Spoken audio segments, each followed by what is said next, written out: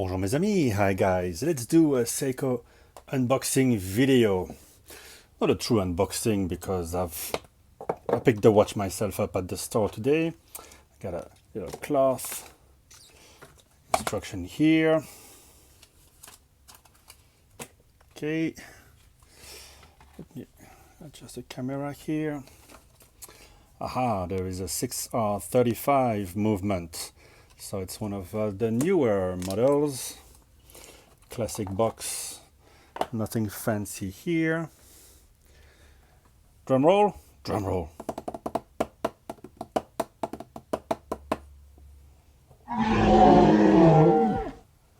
Ta-da! Here it is, yes. In all its glory with all those reflections. It's the first thing that caught my eye. Does it have this sort of multiplication of markers reflecting on the dome like the original one? Wow, it's really a beautiful watch. So the reference we have SPB151J1 6R35 movement. All right, let's change perspective and give you my first impressions on this watch. And in one word, I think it's sublime. And another word would be really sharp. There's something makes it a lot more comparable to upscale market watches compared to the King Turtle, which I thought would be the one for me. To me, it's the modern version of the old 6105. Kind of have the same kind of cushion shape case, just doesn't have the protruding crown guards on the right. But it comes with a lower end movement for R36 with the day and the date. But they put so many cool things on it. Cool set of hands, the ceramic bezel, and everything works really well on it. Great colors, great dial, cool strap. I'm a bit out of breath. I've been running all day, I have to admit, and this is all very exciting. So I thought this would be the one. It wears great at 42 millimeters, but then when I saw this today, just a perfect package. A lot more expensive. This one is about 1,200 retail. I got 20% off being a member, and anyway, you get 15% anyway. So I paid around 1,000 US dollar. So quite expensive for Seiko Prospex, without going into the SLA reissues. So obviously, the original 6105, the Apocalypse Now cushion case watch, was reissued as the SLA 033, which was 45 millimeter, bigger than the original watch, which was 44. And here we have a 42 millimeter, which is so good because the watch is petite and it's so sharp that the space on the dial, everything works really well, and it compares favorably to really upscale watches from Tudor, Rolex, and Omega. So before we get to the watch itself, the bracelet, huge improvement. Look at this.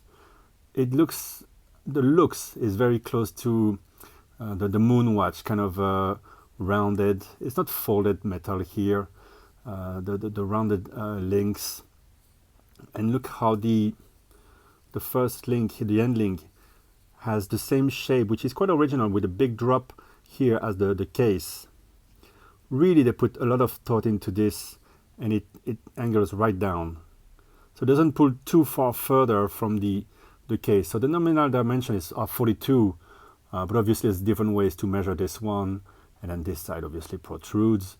But on my wrist is just perfection. Really beautiful here, and the clasp is very substantial as well. Look at this, much nicer than on your old divers. So double pressure to open it.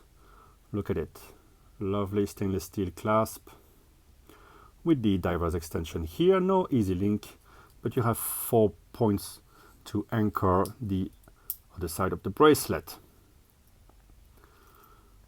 Now the watch itself. Okay, so 6R35 movement, 70 hours of power reserve, and yet it's not very thick, 13 millimeters.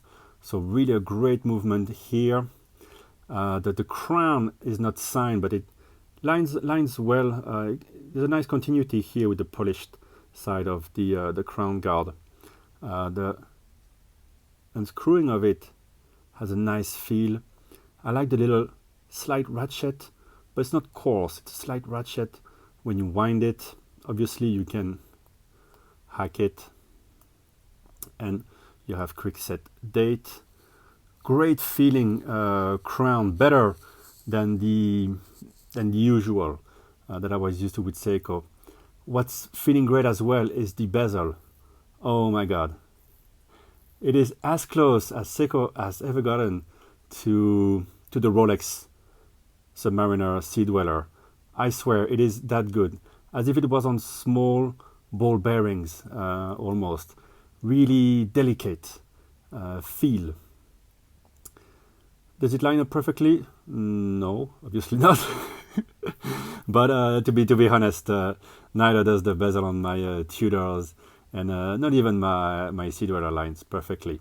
Now let's look at the beautiful dial. As I mentioned, the reflection of the minute track on the sapphire are just to die for. That's one of the things I was expecting to see with this watch, and it's there. The handset is high polish, beautiful, very straight batons, and you have that needle with the blood inside on the second hand. Just lovely, lovely as well. Discrete date, great function to have, of course. What I love is finally we get those squared indices. That it's part of the look, you know. And so finally they give us what we wanted from all along. Just lovely. So the dial is not pitch black. It's slightly gray, slightly faded black, while the bezel, which is not ceramic here, hopefully will fade over time. They could have put ceramic bezel, I mean, at the price point. I think it would have been even sharper, but maybe they wanted to give a bit more of a vintage feel. You know, damn if you do, damn if you don't. What I like about those loom plots is there's a bit of a 3D feel, 3D look within them. I don't know if you can see what I mean. They're not flat. There's something within them, like the same shape within it as the overall shape of the index. Really lovely. So wow, so much to like about this release. I know people will complain about the price, but I think everything just works together so well here, and the impression in person is so sharp that you're gonna be blown away by this watch. I think the bracelet is a nice upgrade from pretty much everything I had experienced before with Seiko. It still jingles quite a bit, but you get a nice clasp which balances well the watch, which by the way is not very heavy. I don't have a scale with me, but if you put it on a strap, it's going to be even lighter, of course. Yeah, I'd love to see it on a rubber strap or silk cloth or whatever. Here you have drill lugs, so very easy to change the straps. At the back, the classic stuff there. So we'll see a bit how the movement performs. So far, so good. 6R35, so longer power reserve. So that's great because I'm getting really a big rotation of watches at the moment with the new Tudors that I picked up. So it's getting a lot. But when I saw this, it was just the look that I wanted. And again, I thought I would leave it here with the Seiko Prospex, but I had to have this one as well. They're very complementary. Obviously, strap, bracelet, different look, different movement, different function even. Both are great. I showed you the knurling on the bezel, very different. From the side, they're not too different, but I think there's a nice work there on the case as I showed you before, and really when you wear it, it is stunning. The loom is gonna be great. There you go for the loom shot. So yeah, as you can tell, I'm excited more than I thought I would be. Seiko got me again. I never thought I was gonna get the watch. Obviously, I had some interest, like everybody, for this model because it's so original Seiko DNA, right? And the fact that they do it in 42 millimeters, that's not the knockout punch. It is just great. Also, the writing on the dial it's kind of pushed to the bottom. There's a nice sort of triangle shape there with the indices. I think everybody got used to the Prospex logo now. It would be even better without the Prospex logo and the automatic mention. We know it's automatic. Just put divers 200 meters and that would be really, really enough. But again, let's look at it at different angles. What a cool release. Pins to hold the bracelet links, of course.